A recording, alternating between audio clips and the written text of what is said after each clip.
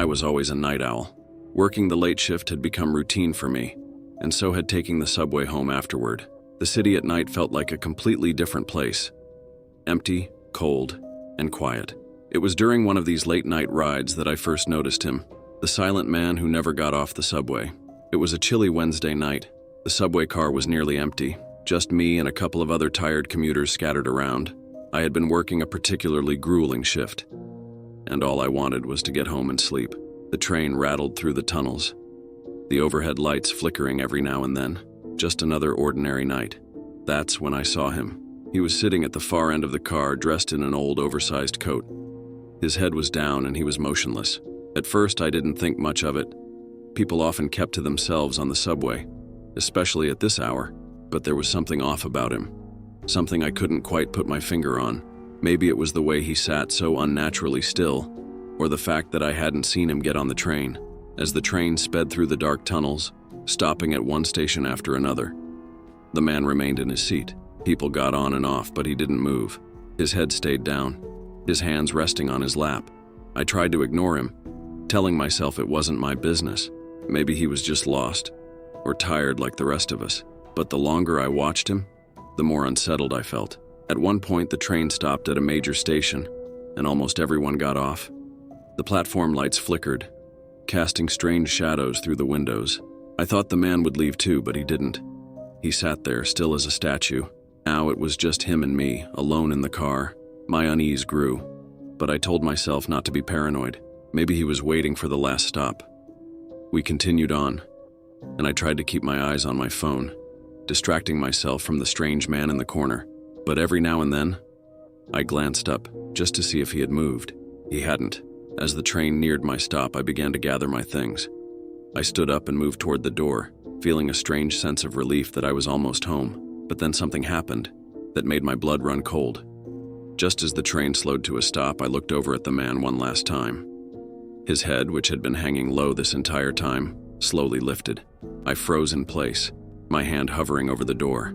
His face was pale, almost unnaturally so, and his eyes were wide open, staring directly at me. There was something wrong with his gaze. It wasn't just that he was staring. It was the emptiness in his eyes, like he wasn't really seeing me. His lips parted slightly, but he said nothing. He just kept staring, unblinking. I panicked. The doors slid open with a hiss and I bolted out of the train. My heart raced as I made my way through the empty platform, my footsteps echoing off the cold tile walls. I didn't look back, didn't dare to. I rushed up the stairs and into the night, desperate to put as much distance between me and that man as possible. For a while, I convinced myself it was just my imagination. Maybe he was just a strange commuter, nothing more. But that wasn't the last time I saw him. Every night after that, whenever I took the subway home, he was there, sitting in the same seat, in the same corner, with his head down. It didn't matter if I got on at a different station or took a different route, he was always there. And every night when the train neared my stop, he would lift his head and stare at me with those empty, hollow eyes. I stopped taking the subway after that. I couldn't bear the thought of seeing him again. I never figured out who he was or why he was always there. But I'm certain of one thing. He never got off the subway. It was a cold, late autumn night when I first saw him. I had worked another grueling overtime shift and was heading home on the subway as usual. The city had emptied out, leaving the streets silent and the trains nearly deserted. It was around 1 a.m. when I boarded the last subway train for the night, expecting nothing more than a quiet, uneventful ride back to my apartment. The subway car was almost empty, except for a couple of tired commuters who looked just as worn out as I felt. I found a seat near the back and leaned my head against the window, letting the rhythmic clatter of the train lull me into a daze. That's when I noticed him. He was sitting across from me, on the far end of the car, just sitting there, perfectly still. His clothes looked a little out of place for the time of night. A neat dark coat and slacks, with polished shoes. He wasn't dressed like a typical late-night commuter. In fact, he looked almost too formal for the setting, like someone coming back from a business meeting that had ended hours ago. But it wasn't his clothes that caught my attention. It was his silence. He didn't move, didn't fidget, didn't even shift his weight. His posture was unnervingly stiff, and his head was angled down, so I couldn't make out his face. He wasn't asleep. He was just sitting there. At first, I didn't think too much of it. People act strange on the subway all the time, especially late at night. But as the train sped through the dark tunnels, I couldn't shake the feeling that something was off. The train stopped at a few stations, and the other passengers got off one by one. Eventually, it was just me and the man across from me. The lights overhead flickered occasionally, casting long shadows on the empty seats. I tried to ignore him, focusing on the faint hum of the train, but every few minutes my eyes would drift back to him, as if drawn there by some invisible force. Something about the way he was sitting unnerved me. His stillness, his silence. It felt unnatural, like he wasn't really part of the world around us. I told myself I was just tired, that my mind was playing tricks on me after a long day. But then the train pulled into a station, and I noticed something strange. He hadn't gotten on at any of the previous stops, and yet he was there, as if he had always been there. I had no memory of seeing him board the train, and I had been on since the first stop. Where had he come from? The train continued, station after station, but he never moved. I considered getting off early just to avoid the uneasy feeling that was settling in my chest. But my stop was coming up, so I stayed. It was only a few more minutes, I told myself. I could handle a few more minutes. When we approached my stop, I gathered my bag and prepared to leave. The train slowed down and the doors hissed open. Just as I was about to step out, I glanced back at him one last time. That's when I saw it. His head lifted slowly, almost mechanically, and he looked straight at me. His face was pale, unnaturally pale, like he hadn't seen the sun in years. His eyes were dark, empty, like black holes that seemed to swallow all light around them. But the worst part? He didn't blink. He just stared. I froze. For what felt like an eternity, we locked eyes. He didn't speak. He didn't move. He just watched me. A cold chill crept down my spine, and all the hairs on the back of my neck stood on end.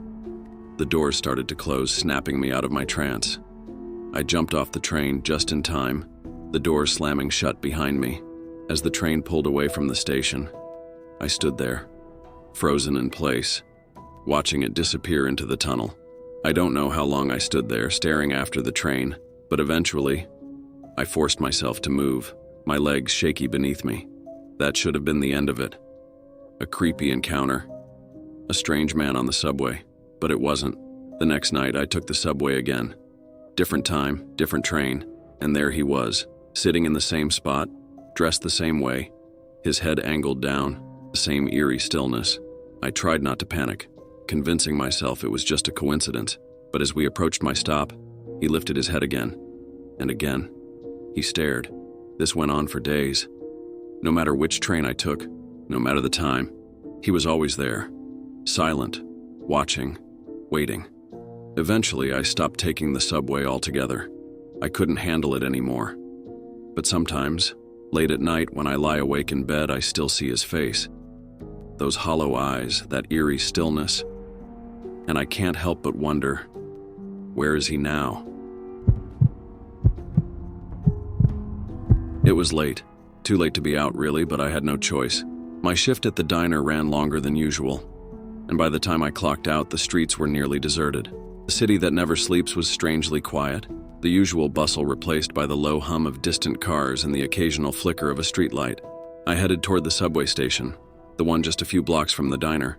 It wasn't the kind of place you wanted to be after dark, but at that hour, I had no other option. I needed to get home. The steps down into the station were cracked and worn, graffiti lining the walls like a silent warning. I descended, trying to shake off the uneasiness creeping up on me. The air grew colder as I went deeper into the subway, and the hum of the world above seemed to fade away. When I reached the platform, I realized something was off. It was completely empty, not a single person in sight. No late-night commuters, no homeless figures huddled in the corners, not even a transit worker, just me, and the silence. The subway station looked older at night, the kind of old that made you feel like it hadn't been touched in decades. The tiles were chipped. The fluorescent lights overhead flickered inconsistently, casting long, strange shadows along the walls. The only sound was the distant rumble of a train somewhere far down the line. I checked the time. The train was running late. Typical. I paced the platform, keeping my eyes on the tracks, trying to ignore the growing sense of discomfort. Something about being alone in that station didn't feel right. It wasn't fear exactly, just an odd sensation that something wasn't how it should be. Then out of the corner of my eye, I thought I saw movement. I stopped and turned, scanning the shadows at the far end of the platform. Nothing. Just the dim lights and the darkened stairwell leading back up to the street. But the feeling stuck with me. That subtle, unnerving sense that I wasn't alone. The subway system was old, full of forgotten corners and tunnels no one really talked about anymore. There were stories, of course. Rumors of strange things happening in the depths of the subway, of people seeing things late at night. But I'd always brushed them off as urban legends, until that night. I kept glancing around, trying to convince myself that everything was normal. But the shadows, they didn't seem right. They were too long, too deep, as if the flickering lights weren't enough to push them away. I could have sworn they were shifting, moving ever so slightly when I wasn't looking directly at them. Suddenly there was a sound, barely audible, but distinct, like a shuffle of feet, or the soft scuff of a shoe on the tile. My heart skipped, and I whipped my head around expecting to see someone standing at the edge of the platform, but no one was there. I wasn't imagining it. I couldn't have been. I'd heard something. I started to walk back toward the middle of the platform, keeping my back to the wall, scanning every inch of the space around me. My footsteps echoed louder than they should have, bouncing off the walls in a way that made the station feel smaller, more enclosed. Then I saw it. Movement again, this time clearer. Further down the platform near the old maintenance door that no one ever seemed to use. It was subtle, like a dark figure blending into the shadows, but it was there. I stared, frozen, trying to make sense of what I was seeing. The figure didn't move. It was just standing there, deep in the shadows, as if waiting. I blinked, and it was gone. Panic set in. I started walking faster toward the stairs, glancing over my shoulder every few seconds, convinced that whatever it was following me. The shadows seemed to deepen, swallowing the edges of the platform, making it hard to tell where the darkness ended and reality began. The sound of the approaching train echoed through the tunnel, but it didn't bring relief. Instead, it made the silence around me even more unsettling. I felt like something was watching, waiting for the moment I let my guard down. Finally, the train pulled into the station, its brakes screeching, and I hurried on board, sitting near the doors. As the train pulled away from the platform, I glanced back through the window, half expecting to see someone, or something, standing there watching me leave. But the platform was empty, just shadows lingering in the corners, untouched by the flickering lights.